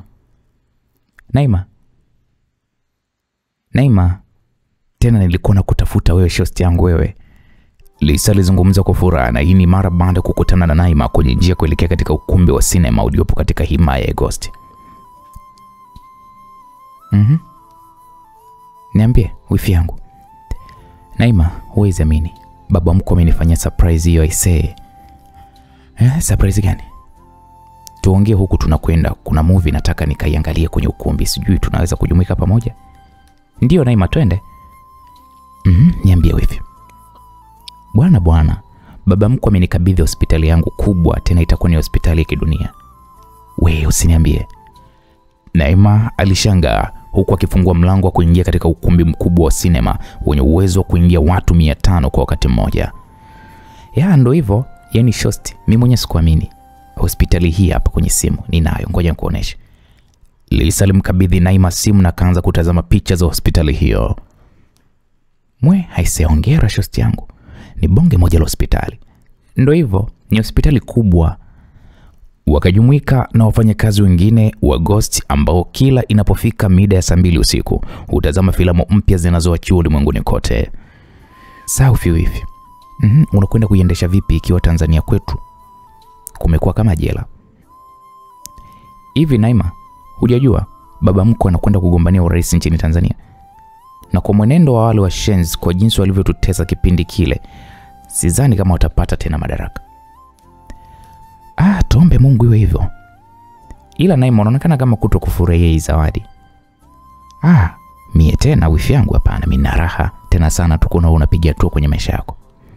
"Ni kweli wifi, yani mimi ndoto zangu za toka utotoni kwamba siku moja nije kumiliki hospitali yangu sasa zimetimia." "Usijali wifi, tuangalie sasa movie." "Kumbe Naima unapenda movie sana. Kwa maana hizi ndizo zinazotufanya tuweze kujifunza mambo ambayo wenzetu wanayafanya na mengineyo ambayo ni ya kufikiria, ila tunaaminishwa kwamba yapo." "Okay, sawa." Lisa aliagiza popcorn na akaletewa pale kopo lililojaa. Waliendelea kutazama hiyo filamu. Msikilizaji, kwa upande wa pili, mlango wa ofisi ya Ed ulifunguliwa. Aliingia kiongozi mkuu anayesimamia kambi nzima. "Mkuu," alizungumza kwa kipiga saloti, na ndipo Ed akamkaribisha. "Bwana karibu." "Nashukuru mheshimiwa." "Mmefanikiwa kumpata Dickson?" "Mheshimiwa, vijana nilowatuma wamepata miili ya walinzi wawili wa Dickson ikiwa inaelea katika eneo la mwisho la yeye kuweza kuonekana." "Usitaki kuniambia kwamba tuna msiba mwingine hapa kambini?" "Hapana mkuu." "Ipoje hiyo?" "Kwa upelelezi unavyoonyesha ni kwamba Dickson aliwaua wale vijana wake kwa kuwapiga risasi na kisha akawatupa katika bahari akiamini kwamba miili yao itapotelewa kwenye bahari. Miili inaonyesha vijana hao wameshambuliwa kwa risasi na tunaamini kwamba aliyefanya jambo hilo ni Dickson mwenyewe." "Oh shit." Ed alizungumza kwa kisimama. Maneno ya Judy yakamjia kichwani mwake ya kwamba endapo mtu kimwaahidi jambo kwa muda mrefu na jambo hilo ukamchagua tena kumpatia mtu mwingine, basi ni lazima utatengeneza tu hasira kwa huyo mtu. "Miili hiyo vijana iko wapi?" "Imeshafika hapa mkuu, iko mochwari." Ed alisimama na akatoka ndani hapo na moja kwa moja akaongozana na mkuu huyo mpaka mochwari kubwa ambayo ipo katika hospitali ambayo ipo ndani ya kambi yake. Daktari akawaonyesha pale miili hiyo. "Mkuu, tumeweza kukuta chip ya rekodi kwenye moja ya mwili wa huyu kijana. Inaonyesha alimeza." Daktari alizungumza huku akimwonyesha Ed memory card ndogo waliokuwa wameiweka katika kifuko kidogo cha plastiki. "Mmeweza kutambua ni nini kilichopo ndani ya memory card?" "Hapana mkuu, bado tujafanya uchunguzi." Ed akatazama miili ya walinzi wa Dickson ambao walikuwa wanamlinda kila alipokuwa anapoelekea. "Mungu alaze roho zao mahali pema peponi." "Amina." Dokta na mkuu huyo wa kambi wakajibu kwa pamoja. Eddie akapiga saluti na vijana wake hao wote nao pia wakapiga saluti, ikiwa ni ishara ya kijeshi, kwani watu wote waliopo ndani ya kambi ya Eddie ni wanajeshi ambao amewapatia mafunzo ya hali ya juu mno ya kikomando, ambayo ni nadra sana kukuta kwenye kambi nyingi duniani wakipatiwa mafunzo kama hayo. Eddie akatoka ndani hapo huku moyo wake ukiwa umefura kwa hasira ambao hajahitaji kuweza kujionyesha waziwazi. Wakaingia kwenye jengo la watu wanaoshughulika na masuala ya IT. Kuna klipu unahitaji kuweza muifanyia kazi. Eddie alimkabidhi mkuu wa kitengo hicho. Sawa mkuu. Mkuu huyo akatoka ndani ofisi hiyo na baada ya dakika chache akarudi akiwa na laptop. Hiyo laptop inafaa? Ndio mkuu, ngoja nihamishie kwenye TV. Alizungumza kijana huyu huku akiunganisha laptop na TV yake. Walianza kuona video iliyorekodiwa kisirisiri na miwani ya mmoja wa walinzi wa Dickson. Kijana huyo ambaye kwa sasa ni marehemu alionekana kwenye TV akiwa anahoji kwamba mheshimiwa, tunakwenda wapi baharini? Mmoja wa walinzi aliuliza hivyo na bwana Dickson alisema kuna issue inahitaji uweze kushughulikia. Mkuu, ndo huko baharini kweli? Ndio, mbona mna maswali mengi? Hapana mheshimiwa, toka tumekufahamu hatujawahi kuwa mbali na wewe. Okay, sitaki maswali. Dickson alizungumza hivyo huku akiendesha boti aliyokuwa ameipanda tena kwa kasi mno. Eneo tunalokwenda halihitajiki silaha. Naombeni bastola zenu. Lakini mkuu, nimesema naombeni bastola zenu. Hii ni amri. Dickson alizungumza hivyo na vijana hao wakatoa bastola zao na kumkabidhi mzee Dickson. Baada kushika silaha hizo, ghafla akawageukia vijana hao na akawatandika risasi mfululizo zisizokuwa na idadi na kisha akawatupa ndani ya maji. Baada ya hapo wakasikia mlio wa boti hiyo ikiondoka. Video hiyo ndipo ikazima. Mkuu, tumesalitiwa. Mmechunguza katika eneo hilo kuna kisiwa chochote? Hapana mkuu, katika eneo hilo la bahari hakuna kisiwa, na chip aliyokuwa nayo mwilini mwake alikwenda kuichomoa kilomita 1 kutoka eneo alipofanya mauaji. Mkuu wa kambi alizungumza hivyo na ndipo Eddie akasema, kwa nini Dickson amefanya hivyo, mtu ambaye aliyemwamini? Eddie alizungumza kwa uchungu wa hali ya juu, uchungu uliowafanya mpaka vijana wake hao kuona maumivu ambayo mkuu wao ameyapata. Mkuu, tutume vikosi kumsaka. Tumechelewa. Eneo alipo nalitilia mashaka. Ni eneo gani mkuu? Eddie akakaa kimya kwa sekunde kadhaa na kisha akasema,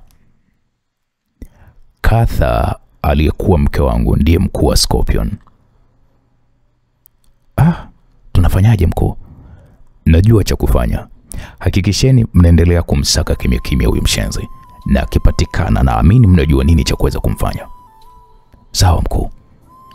Eddie akatoka ndani hapo na moja kwa moja akaelekea katika jumba lake. Akapitiliza hadi katika chumba ambacho wameweka mwili wawili katika jeneza lililokuwa limetengenezwa vizuri kabisa. Alimkuta Judy akiwa amekaa pembeni ya jeneza hilo huku akitazama uso wa mume wake katika eneo la jeneza lililokuwa limefunguliwa. Mbona unaonekana una hasira? Judy alimuuliza Eddie huku akimtazama usoni mwake. Nimeamini maneno yako. Maneno yapi? Yule mshenzi ametusaliti. Amewaua vijana wake na ninajua ni amekwenda kuungana na Katha.